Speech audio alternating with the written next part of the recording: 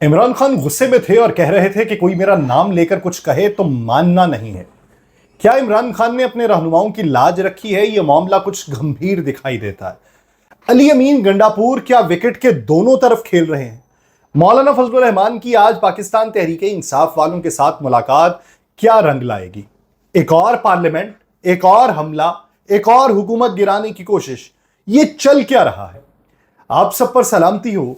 अजीज बानों का लिखा हुआ है, जरा मुश्किल से समझेंगे हमारे तर्जुमा हमको, अभी दोहरा रही है खुद हमारी दास्तां हमको। किसी को क्या खबर पत्थर के पैरों पर खड़े हैं हम, सदाओं पर सदाएं दे रहे हैं कारवां हमको। हम ऐसे सूरमा हैं लड़के जब हालात से पलटे, तो बढ़ के जिंदगी ने पेश की बेसाखियां हमको। संभाला होश जब ने हम तो कुछ मुखलिस अजीजों ने कई चेहरे दिए और एक पत्थर की ज़बां हमको।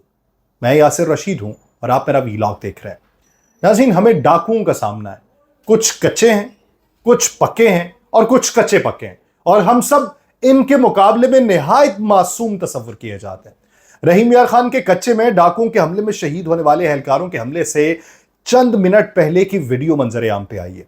उस वीडियो में पुलिस एहलकार शहीद होने से मुतल्लिक की गुफ्तगू कर रहे थे, जिस दौरान एक पुलिस एहलकार साथी एहलकार इब्रार को मजाकन ये कहता है कि राइफल पकड़ लो, लगता है आखिरी टाइम है। पुलिस एहलकार आपस में गुफ्तगू करते हुए कहते हैं कि जहां हम रात में मौजूद हैं, यहां पे दिन को भी कोई नहीं आता। और वीडियो में नजर आने वाला कांस्टेबल जो था वो इब्रार, वो गुज़श्ता रात शदीद जख्मी हुआ था। लेकिन गुज़श्ता रोज रहीम यार खान के कच्चे के इलाके माचका में पुलिस की 2 गाड़ियों पर डाकुओं ने हमला किया, 12 एहलकार शहीद हो गए। ये कच्चे के डाकू ही हमारे काबू में नहीं आ रहे। पहले कभी खुद अगवा किया करते थे, अब फोन कॉल्स किया करते हैं, लड़कियों को वहां पर इस्तेमाल किया जाता है, कुछ वॉइस चेंजर्स का इस्तेमाल करते हैं, सस्ती गाड़ियों की फराहमी की बातें करते हैं, और उसी तरह के दावे हमारे साथ और कौन करता है? और फिर उसका नतीजा क्या भुगतना पड़ता है कि जब आपको वो सारे दावों के बाद अपने पास बुलाते हैं और तावान की रकम वसूल करते हैं, तो सोचिए कि कौन ऐसा है कि जो दावे करके आता है और फिर हमारी ही जेबें खाली करके चला जाता है। पाकिस्तान की सियासत में इस वक्त मंजरनामा यह है कि चेयरमैन पीटीआई की हमशीरा अलीमा खान ने कहा है कि 8 सितंबर को जलसे के हवाले से इमरान खान ने हिदायत जो है वो पार्टी वर्कर्स तक पहुंचाई हैं। पीटीआई का जलसा अचानक मुलतवी होने पर कल अलीमा खान ने आजम सवाती को तनकीद का निशाना बनाया था और कहा था कि ये लोग इमरान खान को बाहर लाना ही नहीं चाहते, इन्हें किसी ने ही भेजा था जेल के अंदर। और आजम सवाती सुबह 7:30 बजे बानिया पीटीआई से मिलने क्यों गए, ये एक सवाल है। अलीमा खान ने आज फिर अडयाला जेल में इमरान खान से मुलाकात की और बाद में मीडिया से गुफ्तगू करते हुए कहा कि बानिया पाकिस्तान तहरीक इंसाफ ने कहा है कि जलसा इसलिए मौखर किया गया क्योंकि मुझे बताया गया कि इंतशार का खदशा है। बानिया पाकिस्तान तहरीक इंसाफ ने कहा कि मुझे बताया गया कि मजहबी जमातें इस्लामाबाद में इकट्ठी हो रही हैं। अलीमा खान ने कहा कि आजम सवाती और बैरिस्टर गौहर को कहा है बानिया पीटीआई ने कि 8 सितंबर वाला जलसा मुलतवी नहीं होगा, 8 सितंबर को जलसा हर सूरत में होगा। वो गुस्से में थे। वर्कर्स को हिदायत दी गई हैं कि अगर अब जलसा मंसूख करने की इत्तला आए, मेरा नाम भी कोई ले, तो आपने नहीं मानना। अवाम चोरी शुदा मैंडेट की वापसी के लिए जरूर घरों से निकलें। उन्होंने कहा किसी को समझ नहीं आ रही 7 बजे मुलाकात कैसे हुई होगी। जेल में किसी के बगैर कुछ नहीं मुमकिन। सुबह 7 बजे जेल में मुलाकात होना हमारे लिए भी अजीब बात थी। और बानिया पाकिस्तान तहरीक इंसाफ को आजम सवाती ने मजहबी जमातों के एहतजाज का बताया या उनको पहले पता था? दोनों चीजें मुमकिन है। ऑडियो मेरी थी, हम सब हैरान थे कि अचानक कैसे जलसा मुलतवी हो गया। अब इसमें 2 सूरतें हैं जिसके बारे में बात की जाती है कि बानिया पाकिस्तान तहरीक इंसाफ इमरान खान साहब ने उनको जाके जो बताया गया उसी की बुनियाद के ऊपर उन्होंने जलसा मुलतवी करने का पैगाम दे दिया। लेकिन जलसा मुलतवी करने के पैगाम के बाद अलीमा खान जो कहती हैं कि उनके चेहरे पे गुस्सा था और वो कह रहे थे कि अगली बार कोई कहे तो तब नहीं मानना, जलसा हर सूरत में करना है। तो इसका मतलब कि अब की बार अगर किसी ने माना है तो उसके पीछे कुछ वजूहात थीं, उसके पीछे कुछ चीजें थीं। क्या इमरान खान साहब ने ये अपने रहनुमाओं की लाज रखी है कि वो टूट फूट या किसी और इशारे को अया नहीं करना चाहते, और उन्होंने अपने ऊपर लेके उसकी लाज रख ली है कि हाँ मैंने ये कहा था। लेकिन ये जुमले की समझ नहीं आती कि अगली बार आपको कोई मना करे, क्योंकि खान साहब अगली बार भी मना कर सकते हैं, अगली बार भी कोई और रिपोर्ट हो सकती है। लेकिन उन्होंने कहा ये अगली बार कोई मना करे तो आपने मना नहीं होना।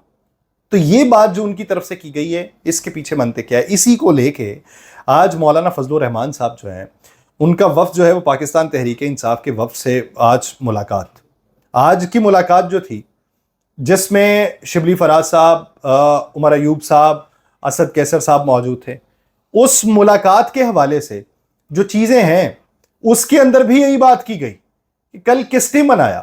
مولانا فضل الرحمان صاحب کی طرف سے یہ ہے کہ ہم بھی تو تھے، ہم نے بھی تو کیا، ہم نے بھی تو احتجاج کیا. تو پھر آپ اپنے اندر سے دیکھیے کہ کون اس موقع کا فائدہ اٹھا رہا ہے یا کون کسی دوسرے کے لیے فائدہ اٹھوانا چاہتا ہے. یہ بات آج ہوئی، جس کے بعد پاکستان تحریک انصاف کو واضح طور پہ کہا گیا کہ آپ اپنا پلان بتا دیں کہ کیا کرنا ہے. علی امین گنڈا پور صاحب کے بارے میں بھی بات ہوئی کہ وہ شاید وکٹ کے دونوں طرف کھیل رہے ہیں. ایک طرف وہ جذباتی بات کرتے ہیں، دوسری طرف وہ رام کرنے والی باتیں کرتے ہیں، دوسری طرف ہاتھ انہی سے ملاتے ہیں، انہی کے ذریعے روابط کاری کا سلسلہ سر انجام دے رہے ہیں. تو ان کا بھی تذکرہ آج ہوا ہے. لیکن آپ یہ دیکھیے کہ خطے کے اندر چیزیں کیا رونما ہو رہی ہیں. صرف ہمارے ملک میں ہی ایسا ہے یا دوسرے ممالک میں بھی ایسا ہے؟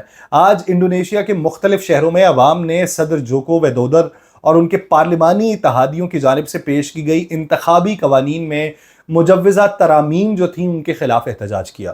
انڈونیشیا میں ایک ہفتے سے انتخابی قوانین میں ترمیم کے خلاف احتجاج جاری ہے، اور انڈونیشیا کے الیکشن کمیشن اور پارلیمنٹ کے باہر بھی مظاہرین کی بڑی تعداد موجود تھی. پارلیمنٹ کے باہر جمع مظاہرین کو منتشر کرنے کے لیے پولیس نے آنسو گیس اور واٹر کینن کا استعمال کیا اور 300 سے زائد مظاہرین کو گرفتار کر لیا گیا. مظاہرین نے پارلیمنٹ پہ دھاوا بولا تھا، اندر گھسنے کی کوشش کی تھی. گزشتہ روز پارلیمان میں مجوزہ امیدواروں کی اہلیت کے حوالے سے قانون میں ترامیم پر بحث ہونا تھی. کورم اس وجہ سے نہ پورا ہو سکا کہ باہر مظاہرین موجود تھے، اور مظاہرین کا موقف تھا کہ ترامیم کے بعد صدر کے بیٹے کے لیے ایک مقامی اسمبلی کے انتخابات تک رسائی آسان ہو جائے گی. تو انہیں لگتا ہے کہ یہ اپنوں کو نواز رہے ہیں.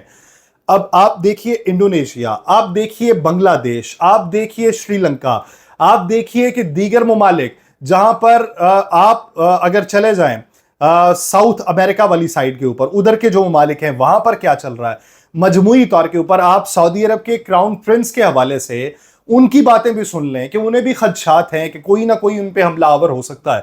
مجموعی طور کے اوپر آپ بھارت کی صورتحال دیکھ لیں، بھارت کے اندر بھی آوازیں اٹھی تھی، اگرچہ اس کا کوئی فائدہ نہ ہو سکا، لیکن مجموعی طور پہ ان حالات میں یہ آوازیں کیوں اٹھ رہی ہیں؟ ماضی کے اندر ہم دیکھا کرتے تھے کبھی کبھار 20-20 سال کی بھی کسی کی حکومت ہو جاتی تھی، کوئی چوں نہیں کرتا تھا. لیکن اب لوگ کھڑے ہو جاتے ہیں، لوگ احتجاج کے اوپر آ جاتے ہیں.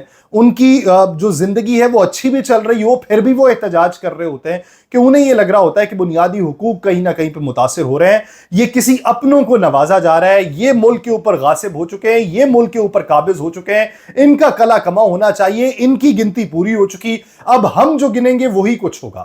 تو یہ جو صورتحال پنپ رہی ہے پوری دنیا کے اندر، یہ صرف ہمارے ملک میں نہیں ہے، پوری دنیا کے اندر. ہاں آپ زمینی حقائق جو ہیں وہ ایک دوسرے سے میچ نہیں کرتے ہوں گے، ہر کسی کے اپنے مسائل ہوں گے، اپنا ایجنڈا ہوگا، انتخاب میں اپنے ان کے عقائد ہوں گے، ان کے اپنے اقدامات ہوں گے، جو احتجاج ہو رہے ہیں اس میں مختلف نکات ہوں گے جو اس سے میچ نہیں کرتے ہوں گے.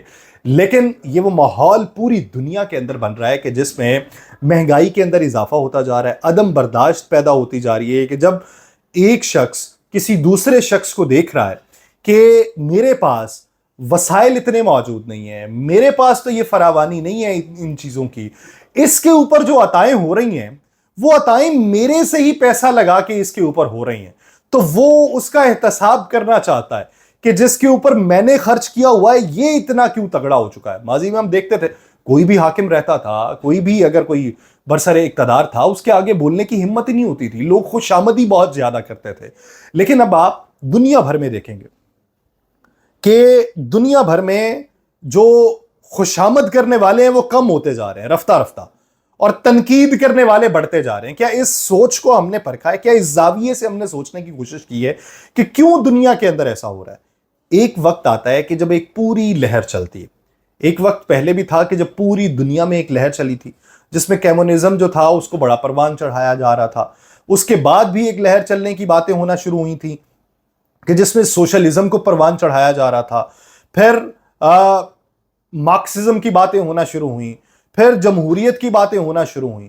اب یہ ہے کہ کیا کوئی نیا سیٹ اپ آ رہا ہے پوری دنیا کے اندر؟ کیا یہ سیٹ اپ جو ہے یہ فیل ہو چکا ہے और इसके नतायज अच्छे देखने को नहीं मिले, और लोग सोचते हैं कि नहीं, कोई और इख्तरा होनी चाहिए, कुछ और तरह का सेटअप होना चाहिए कि जिसमें सभी को कुछ ना कुछ मिल सके, सभी जो है वो बैलेंस जिंदगी गुजार सकें। ये जिंदगी के अंदर इतना उतार चढ़ाव जो है वो कबूल करने को तैयार नहीं है। हमें बदलते हुए हालात के साथ खुद को बदलना है। हमें उन सोचों की तरफ नहीं रहना जो कच्चे के लोगों की सोचें हैं, या जो पक्के के लोगों की सोचें हैं, या जो कुछ कच्चे पक्के लोगों की सोचें हैं। हमें उन सोचों से बाहर निकल के कुछ सोचना है। हमें यह सोचना है कि हम जो गुजार चुके वो गुजर चुकी, अब जो गुजारनी है उसका फैसला तो अभी किया जा सकता है। क्या इसी को तकदीर मान के, इसी को मशीयत मान के हमने आगे बढ़ना, या फिर तकदीर जो है वो फर्दा के हाथ में होती है और फर्दा के हाथ से वो नहीं भी लिखवाई जानी? क्या लिखवाने के आप अहल हैं? क्या उस सोच पे माइल हैं? ये आपको सोचना है। मुझे दीजिए इजाजत। अल्लाह निगहबान।